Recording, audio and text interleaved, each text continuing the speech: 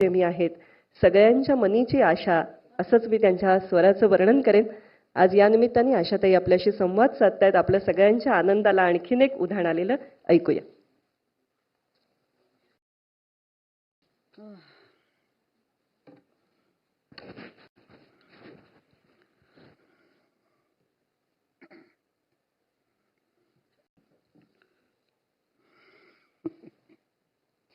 भाषण देना कि मेरा काम नहीं, मेरा गाना गाना काम है, तो इसीलिए भाषण से बहुत डर लगता है.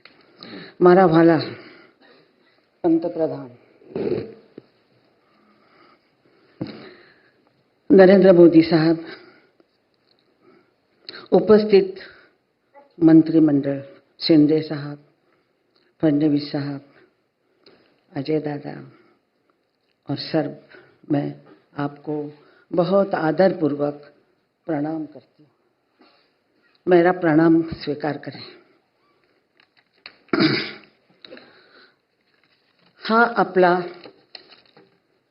सर्व मराठी भाषिकांसाठी एक अत्यंत अभिमानाचा क्षण आहे.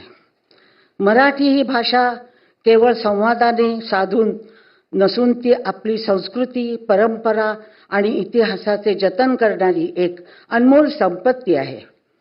अनेक शतकांचा समृद्ध वारसा असलेल्या या भाषेला अभिजात दर्जा मिळणे म्हणजे तिच्या महानतेची आणि महत्त्वाची अधिकृत मान्यता आहे.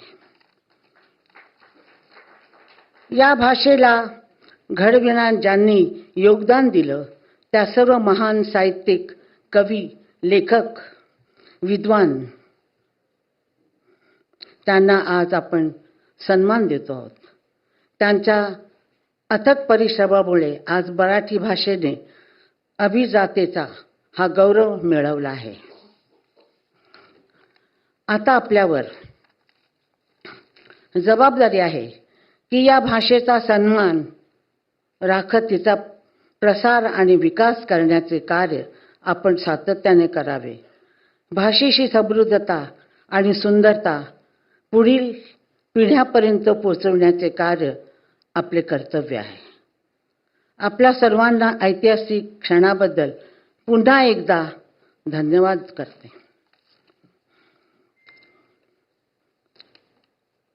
या विषयातून दुसऱ्या विषयात जाऊ का?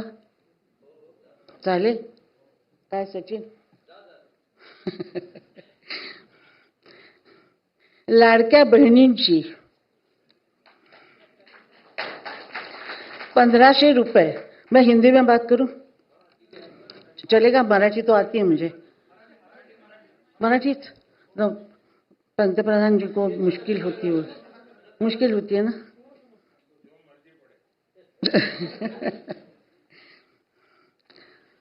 लाडक्या बहिणींना जे 1500 रुपये तुम्ही दिलेले आहेत त्यांची व्यथा आणि त्यांची खुशी ही माझ्याशिवाय आणि कोणाला कळणार नाही. हे जर काम 47 साली कुणी केलं असतं, 1500 रुपये मिळाले असते तर मी 2 वेळेला जेवले असते. सकाळचं जेवण संध्याकाळसाठी जपून ठेवलं नसतं. मैंने खाना संभाल के रखना सीखा था क्योंकि मैं दोपहर को खाना नहीं खा सकती थी. जब हस्बैंड आते थे दोनों मिलके हम खाते थे, उतना ही खाना मेरे पास होता था. इसीलिए मुझे लगता है कि ये 1500 रुपये, 15 आजकल के ज़बान में CR जैसे लाखों रुपए जैसे बातें होती हैं, 1500 रुपये जिन लड़कियों के पास, औरतों के पास पैसा नहीं है, कुछ नहीं, उनके लिए बहुत बहुत अच्छा काम आप लोगों ने किया है. मैं आप लोगों को उसका धन्यवाद देती हूँ क्योंकि मैं इस हालत से गुजरी हूँ. मैं संगीत में हूँ लेकिन मैं गृहिणी हूँ. मैं घर संभालती हूँ, खाना बनाती हूँ, आप चाहे तो कपड़े धुला दीजिए, बर्तन बनवा लीजिए, सब मैं काम करती हूँ. औरतों का जो होता है वो 3 बच्चों को बड़ा करना, सारा परिवार संभालना, भोसले परिवार सब संभाला मैंने. इस संसार में काम करते करते, घर देखते देखते, बच्चे देखते देखते मैं कभी 92 ईयर्स की हो गई मुझे पता ही नहीं लगा।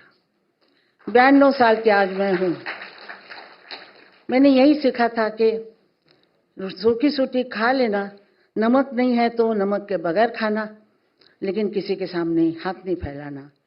ये मेरा मंत्र था, गुरु मंत्र था, और मैंने वैसे ही किया। मैं इतना बड़ा भारत है, इतनी भाषाएं हैं। हर 300 माइल जाओ तो भाषा बदलती है, कपड़े बदलते हैं, खाना बदलता है।